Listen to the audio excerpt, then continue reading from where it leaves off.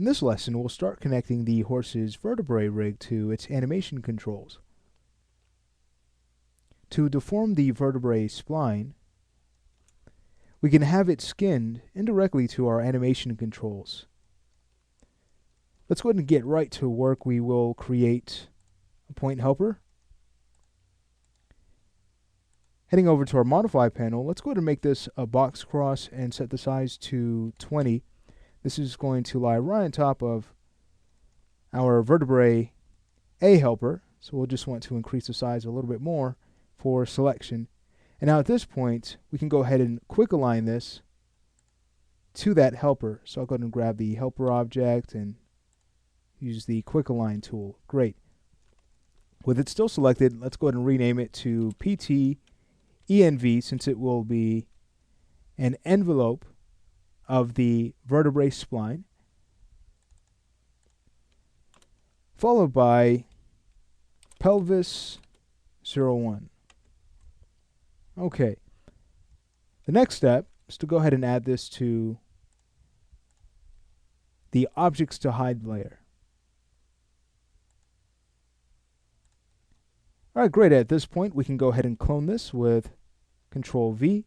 We'll rename this to PTENV Thorax 01. And then we'll want to quick align this to our thorax control. Okay, so once these are in place, we're ready to link them to their respective controls. And now at that point, grabbing them both, we will go ahead and freeze their transforms. Okay, great. Now, we're not creating a helper for the mid-vertebrae control. This is going to be set up in a different way. We'll do that in the following lesson, so it's going to be a really neat topic. But let's go ahead and work on skinning these objects to the vertebrae spline. So with the spline selected, we'll go ahead and find our skin modifier. We'll just hit the S key a few times. There it is. And now we can go ahead and add those objects in. Alright, so here they are, pelvis, thorax. Go ahead and choose select. Alright, let's go ahead and take a look at what we get initially. So as we start to move this, you can see, alright, check out the flexibility. Not bad at all. Beautiful. Now at this point, what we could do is weight the curve in order to get a smoother result. You can see that this is kind of sharp. And of course, that will only mean the deformations will look the same way, very rigid. So let's go ahead and smooth this out a bit, and that will basically be the last thing we have to do before we work on the mid-vertebrae rig. Alright, so we can go ahead and select our spline, and let's go ahead and scroll up. We'll turn on edit envelopes, and we'll also enable vertex selection. So there are a lot of points here on our spline due to the envelope cap, so we just need to make sure we're grabbing the right point objects. So I'll just go through, and I'll start to select each of our vertices that are basically connected to each of our spline helpers, so we know for sure that we're selecting the right points. We'll go in and grab the others.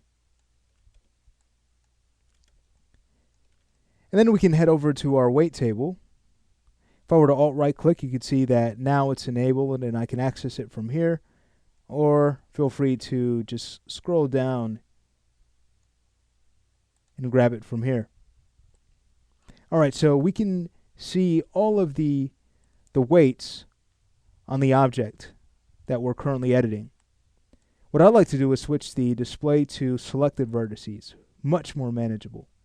Alright, so now we can work our way down and start to reweight these, and it's kind of simple. We just want to gradually start to change the weight until both sides have an even amount of weight. So we can start at the pelvis. It's going to be 1 and 1 for the 2 points connected to the start point of our spline. And then the following point we could set to about 90%. Notice when we try to add 0.9 here, it's not going to take it. because Max is going to need us to add the weight to the envelope that currently does not have any weight in order for us to redistribute the weight successfully. So I'm going to go ahead and set that point 1 on the thorax, and that will set the pelvis at 0.9. So the next one we can set to about 75%, so we know that in this next column here, column 7, we'll need to set the weight to about 0.25.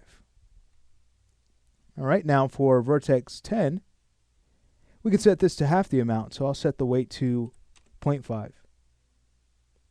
All right, so let's go ahead and continue now for the next weight on point 13. Now we need to start adding weight to the pelvis, all of these columns that currently have no weight. So we can use a value of, let's say, 0.25 to set this vertex weight to 75%. And then going to the next, I'll set this to about 15%, giving the weight coming from the thorax to 85%.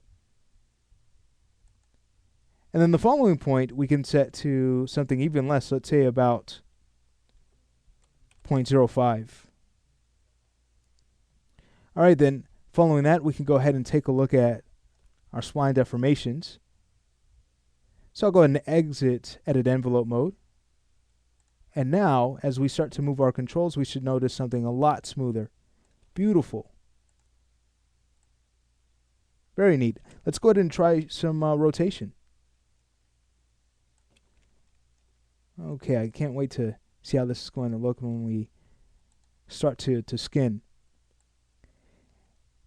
And when it's time to worry about our fins for these bone objects, again, once we set those up and skin, we're going to notice that we don't have really much work to do when it comes to refining the deformations of the horse, which is really neat.